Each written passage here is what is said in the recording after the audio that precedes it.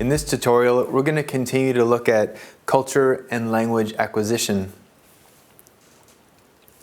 Kathleen Callow writes this in Man and the Message. Some of the most remarkable events in this world pass unnoticed because they occur so frequently.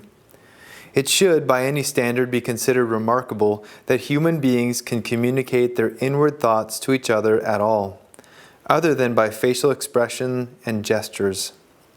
After all, any given language uses a very restricted range of sounds, whereas the number of meanings that people communicate is infinite.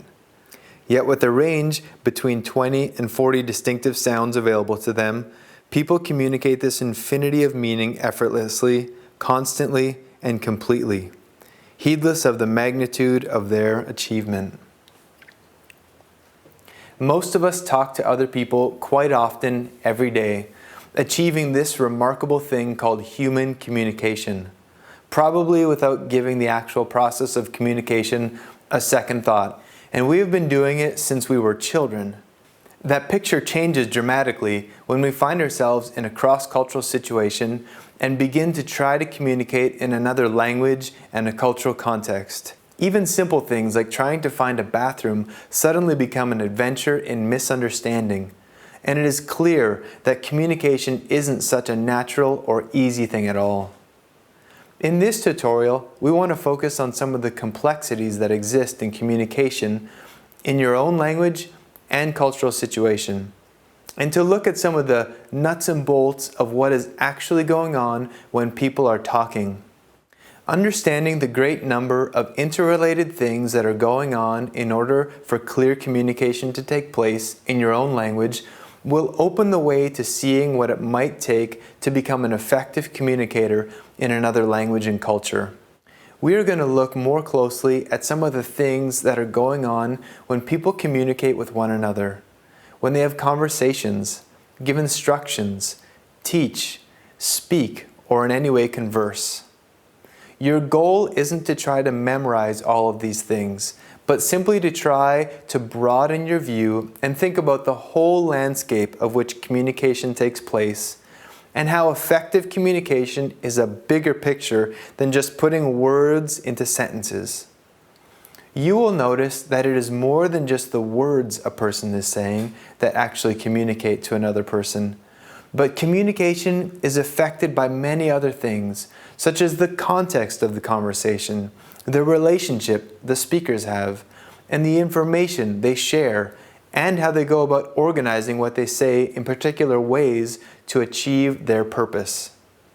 As you work through this tutorial, take the opportunity to observe in an informal way some of the underlying things that are happening in real conversations around you in order for the miracle of communication to take place. The first thing to notice about a conversation is the context in which it is taking place, the background or landscape in which it is happening.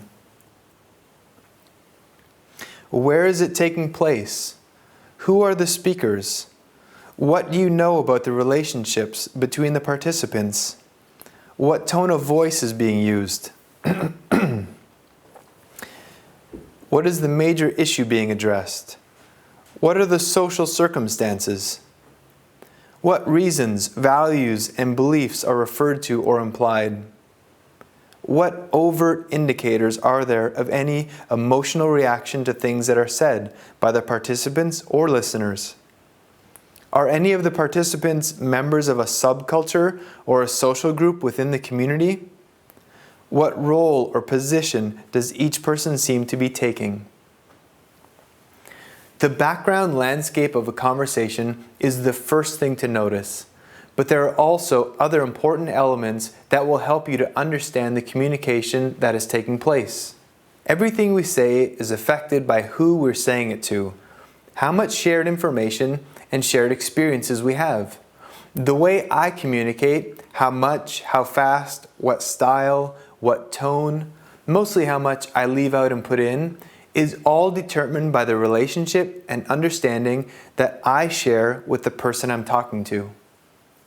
When people communicate, they may already share a vast amount of information that forms a foundation for their conversation. things that they already know and therefore don't need to articulate.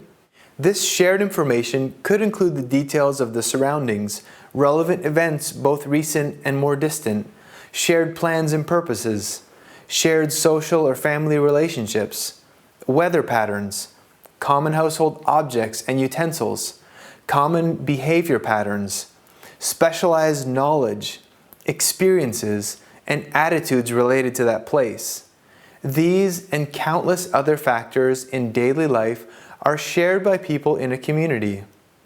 When you observe a particular conversation, try to identify whatever you can about the shared information or areas of common interest that exist between the participants. In other words, what is the shared base for conversation? These questions will help you. How is common ground sought and found, and how is it shared? What evidence is there of shared information? Does the speaker include oblique references to other conversations or situations? Is any of the language used esoteric, or is it language accessible to all members of the community? Think about the participants' mutual awareness. Identify possible indicators in the way the speakers are communicating that they might be adjusting to the closeness or distance from the other person. Our purpose in communicating shapes everything we say.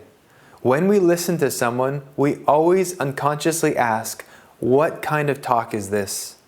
Is the speaker telling, explaining, ordering? What does he want us to do? If the hearer can't answer those questions, he can't process the communication. A listener is always unconsciously trying to work out the underlying purpose of the speaker. What seems to have prompted the talk or conversation? What might the speaker's purpose in communicating be? Does the speaker state this purpose clearly?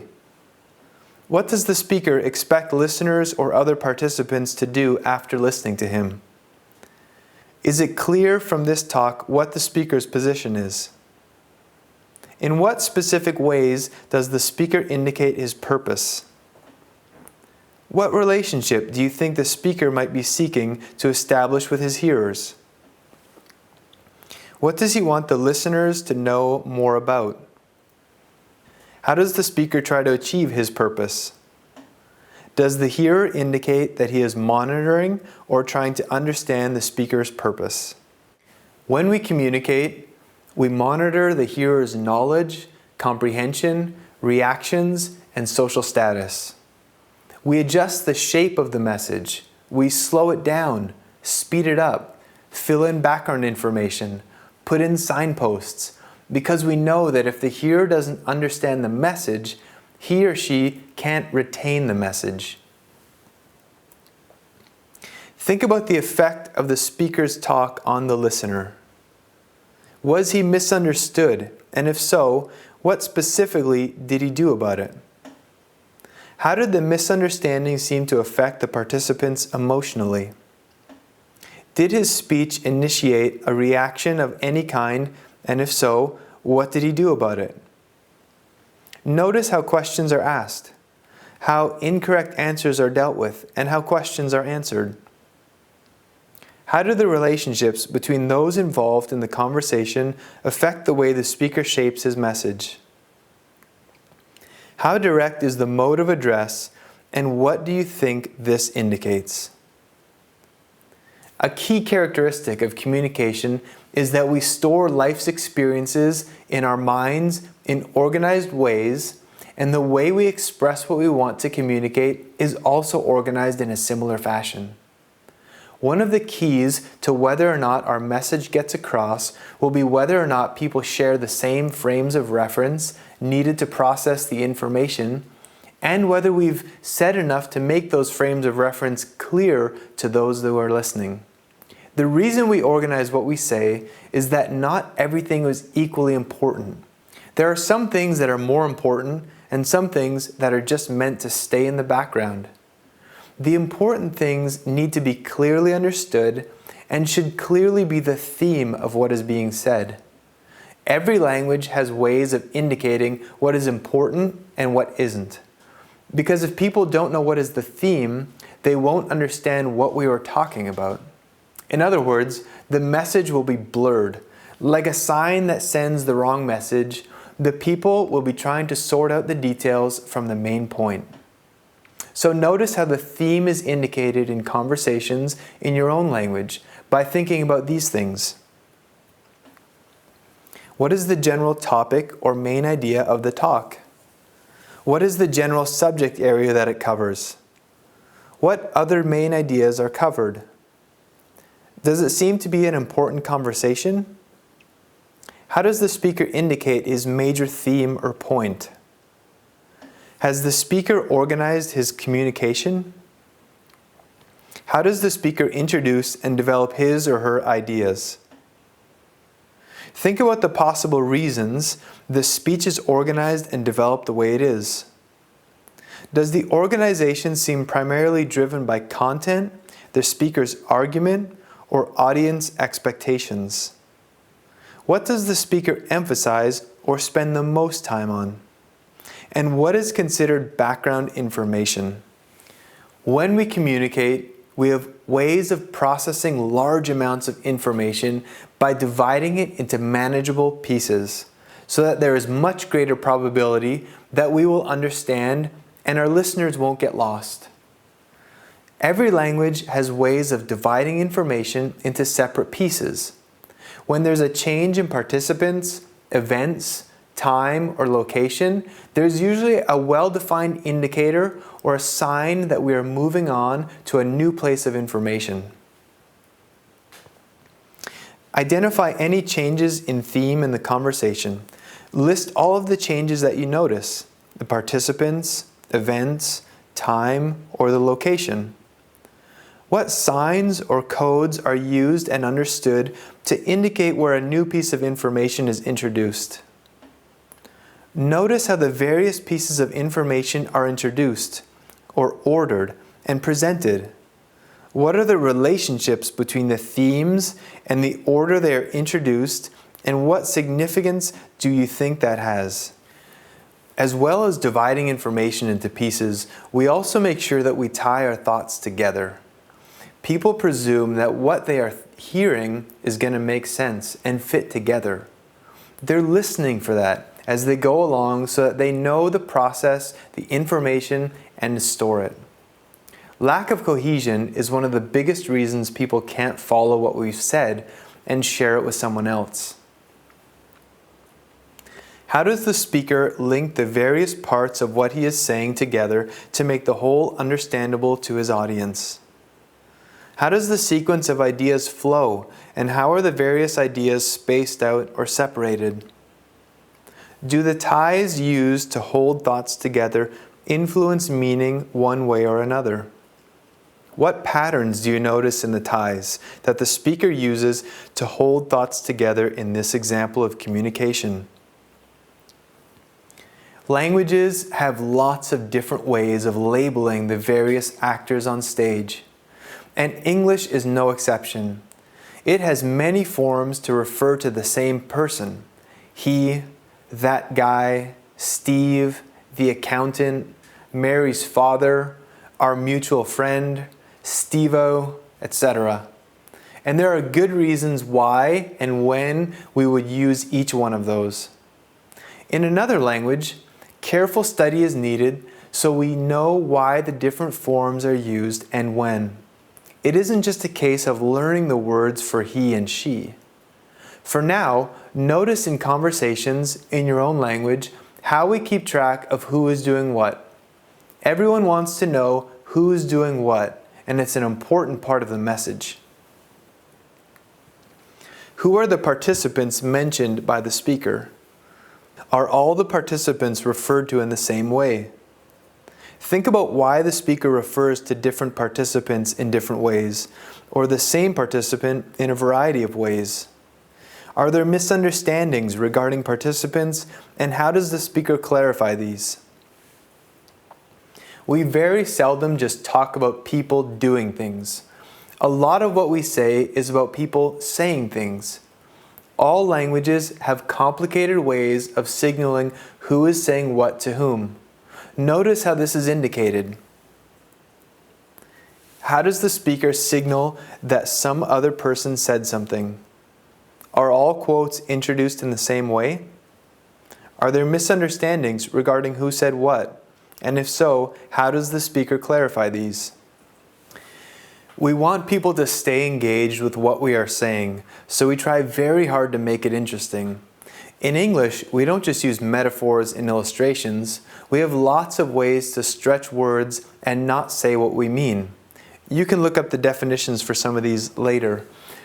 Some examples will be euphemisms, or hyperbole, or irony, or apostrophe, or idioms. Almost everything we say is figurative.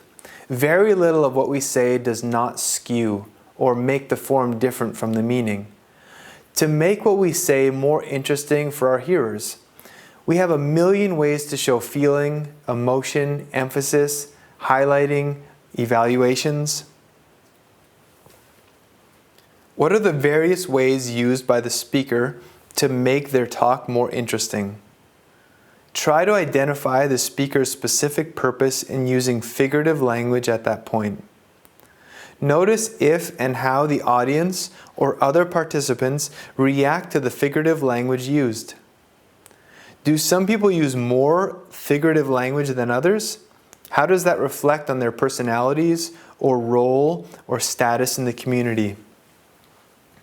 This week, try to actively observe the conversations happening around you or that you are taking part in. Take notice of these things: the communication landscape, the context, the level of shared understanding, the purpose, the main idea, the things that speakers do to communicate their message, dividing the information, tying thoughts together, keeping track of the actors, keeping track of who said what, or keeping it interesting. As you observe people communicating with one another and think about all that is involved, remember that all these things happen in other languages too, but they happen in different ways. One of the major mistakes people make when they learn and try to communicate in another language is that they bring over the forms of interpersonal communication from their own language and culture. They may learn the words and the new language, but never really learn to communicate in the way the local people do. The purpose of us investigating underlying communication patterns in our own language is so that we understand what we also will need to observe and learn these big picture aspects in another language in order to communicate a clear message.